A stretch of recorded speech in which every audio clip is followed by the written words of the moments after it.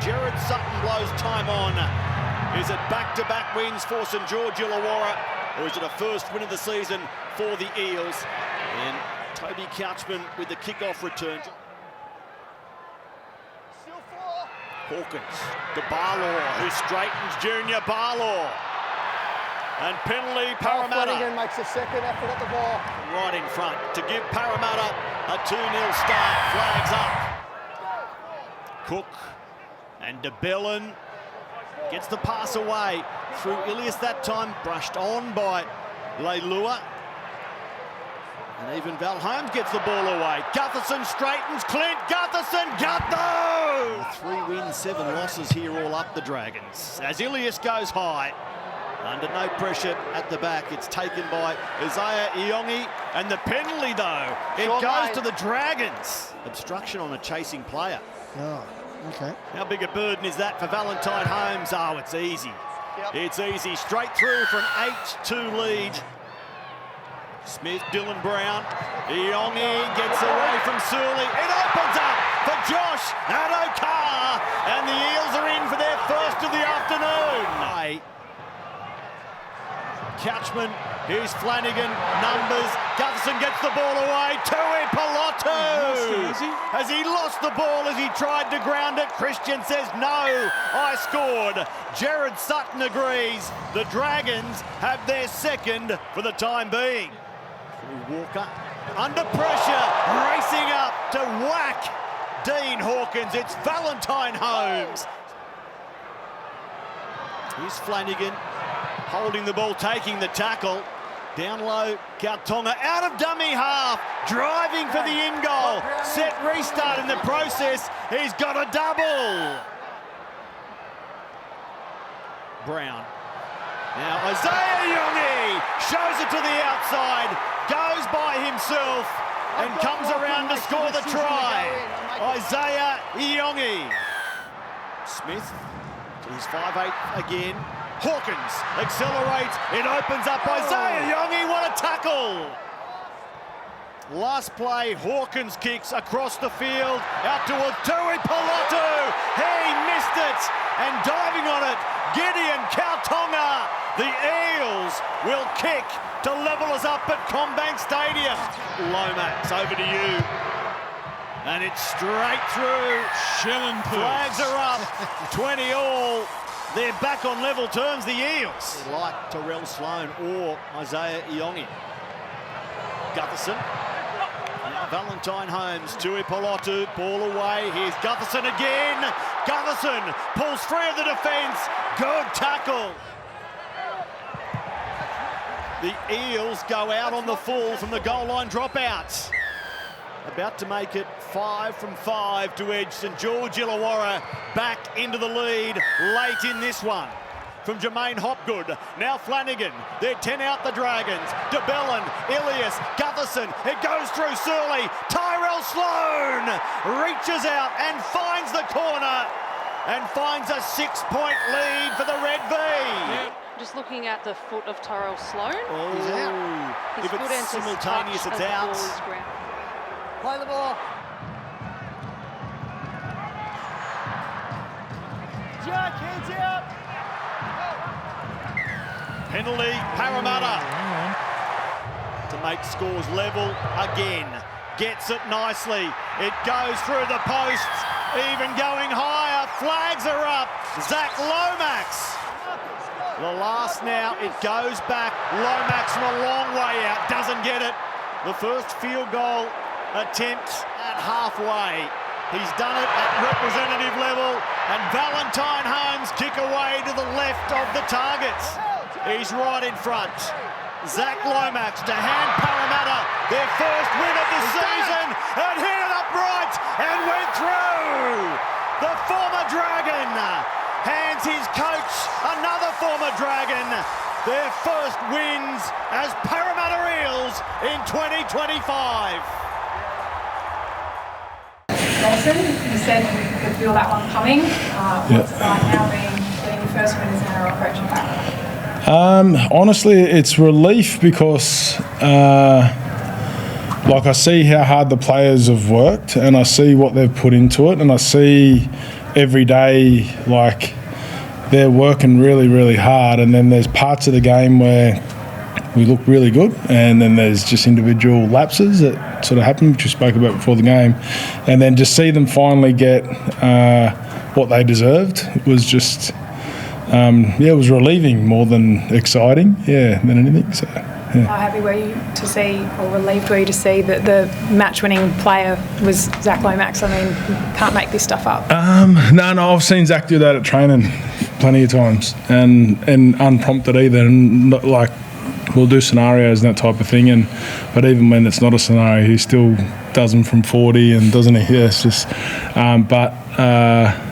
like, it could have been Peter Brady that kicked the field goal, like, as long as it went over. So, and it just happened to be Zach, and it's a good storyline for you guys. I get all that, but there was just the ball went between the posts, and we got 1 point, and that made the difference.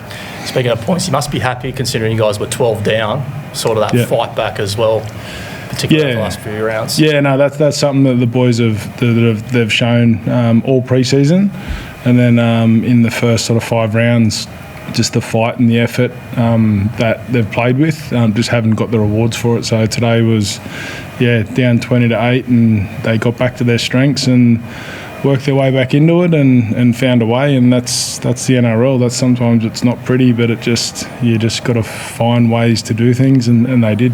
Junior, what was it there at that point behind the post when Gutho scored in the second half? I think it was just more so stick to our process. That game wasn't handed to us on a platter. We had to fight for it, and I think that was the rewarding part. Is we were challenged on chasing the game, and I thought certain people in key positions really chased the game, and that was the point of difference for us. It's been evident in patches for us over the last couple of weeks, but finding that consistency is going to be, the new challenge for us is really going after the game, and I thought certain people in key positions really done that today. Jason, there was a lot of focus on Gutherson in the lead up to this game, and of course he played well, but can you tell us a bit about your fullback and his contribution and how he's developing? Yeah, he's, apart from Jones, I reckon he's been our most consistent player by a bit in the first 5 rounds, and he's everything that we not expected but hoped and that he'd be. But he's got a long way to go in the journey, but he's learning every week, and he's a talent, and I'm glad we got him. How composed has he been, Jason? Because obviously for a rookie starting out in a key position, team 0 and 4, it would be easy for a guy in that situation to spiral a bit, or be kicking stones. Yeah, he's part Cypriot, part Samoan, so he's a pretty cruisy kid. Tongan. So part Tongan. Tongan. Sorry. He's Samoan. Part Tongan. Sorry. So he's a pretty relaxed kid. So and he's diligent. He's come out of a super system there at Penrith, and we're just timing's everything, and we're lucky we just got him. And and he's a contributor more than what I've seen players of that experience be. So I encourage that, and so do these boys, and they enable him to do it. And so he's a pretty relaxed kid, but he works really, really hard. He did some good things with the ball, but there was the moment with about 15 minutes to play where he has the try saver on Guffo, then gets back and cleans up the ball in the next play. Does that almost sum up what he's done more than his attacking plays? Or a lot of the stuff that he's done you wouldn't notice. You would, but he doesn't get credit for. Sorry. That's the culture we're building here. There's culture away from it all, and how we act, and there's culture on how we play, and he personifies it, and we try and reward him as often as possible. So just a small step today, and hopefully we can continue to build on that. It didn't end up mattering in the end, but after that play there was the one dropout that was contestable, not contestable. Were you confused by that, just in general, the ruling? Do you find it confusing? He should have been a fly on the wall in the box. There's no Craig Bellamy, but it was pretty wow. But I wasn't. I just seen us do that drop out a few times without success, and I just wasn't sure why we did it again. So, but contestable or uncontestable, I just thought we could have made a better decision and taken that out of their hands. So What about Dylan Brown? He seemed to have a run-first mentality, and that was his best game by far for the year. Definitely, yeah, that's his strength, and that's what we've been encouraging him to do. And I think having Dylan Walker there helps free him up, because Hoppy and Dylan work together to give the other Dylan time to play with the footy. So, it's a good acquisition. The Dylan Walker's a good acquisition to help Dylan Brown free him up and run the ball. Can you talk a bit? Shuffled up to your edges today. Can you talk us through your thinking there?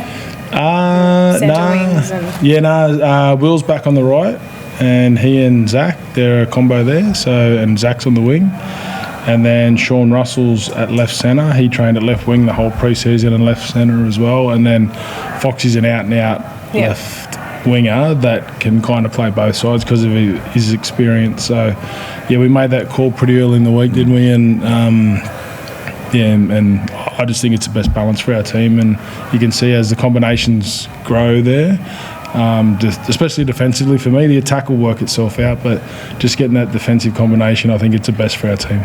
Jenny, your numbers were huge today. What sort of sparked your fuse today for that performance?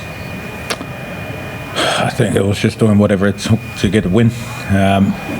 We spoke about it earlier in the week about doing whatever it takes, and fortunate enough, I did what it took to win. It's a credit to Lowy for getting that field goal at the end there, but I thought 1-17, everyone just owned their job, and that was a challenge. Everyone just bring the best version of themselves, and like I touched on before, we just wanted to see the same fight that we've been having in the past couple of weeks, and we're eventually going to be rewarded sometime, and this week was the week to get it. Rosie, 22-20 down, you get the penalty, 43 out. Was there ever any question that you weren't going to shoot for goal? You've obviously seen Zach kick. If you go up to the Eagle cam, Zach's already running in, like before we even sent anything down. But the example is the MCG goal from the sideline on his bad side, not on his less preferred side.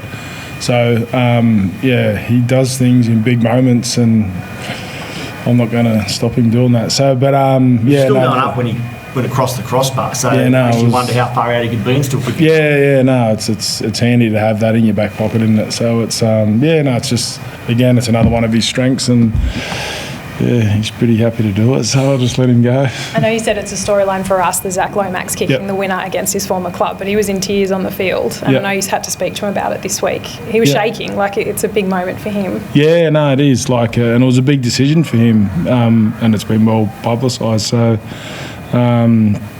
hopefully this is kind of a bit of a bow on it, and then we just move on. Now he's a Parramatta player, and hopefully for a long time now, and we crack on. But it was good. I just think it was good for him how it turned out. So not for you, sorry. You mentioned the structure sort of going from Dylan to Dylan and then Isaiah at the back. Could you maybe explain, because Dylan seems to be playing, Dylan Brown seems to be playing a slightly different role to facilitate what Isaiah's doing. Can you sort of talk us through that a little bit? Yeah, so basically so Dylan Brown kind of looks after that left edge, and he's a bit of a link there as well, but Dylan Walker actually gives us the freedom to do it because he helps Hoppy out when he's not on the field.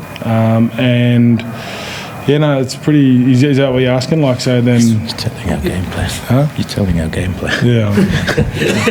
You only got to watch what we're doing. But I mean, in the way that Isaiah's coming into it, it's clear that he's playing a little bit further inside than he used to. He's trying to facilitate that sort of. Give the ball to Isaiah when he needs it. Yeah, definitely. And I just don't want to the idea is just not to lock Dylan in on the side of the field, leave him there, and just have wide fours all the time. It's to be able to play off wider field positions and 7, 6 and 1, it doesn't matter which order they're in. I just want them to be able to get the ball and to be able to get to space as quick as possible. So it's more so Brownie, but I sort of support him, hard. Thank you, guys. Does that make sense? Yeah. I know it was a bit of a big step forward last week now, big step back. How you feel after that? Oh, look, I don't think it was a big step back. We didn't move forward, I know that much. There was a lot of effort there. I thought we just didn't execute properly in really important times. There's a couple of decisions there that I thought were, tough, and we didn't handle what come after it. very well.